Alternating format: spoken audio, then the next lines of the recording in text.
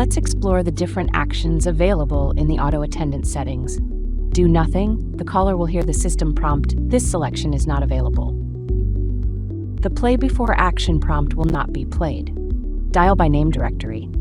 This option facilitates directory searches by last name. By setting up your extensions in this way, callers can easily find and connect with your team using the Dial by Name directory feature in your Auto Attendant. Transfer. Transfers the call to a given extension or hunt group. Enter the number in the format used to dial from an IP phone in the IP-Centrex environment.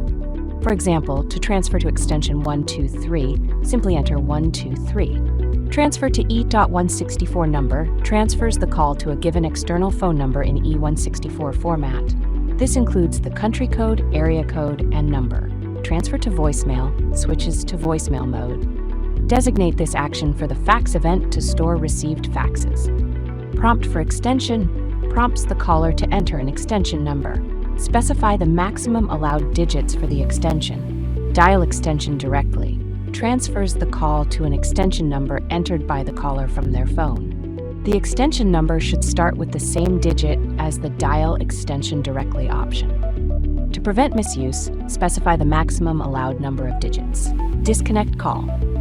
The caller will hear Play Before Action prompt recorded by the used, and then the call will disconnect. Menu route transfers the user to the selected menu. If the menu selected is route, then the call will go back to the main route greeting.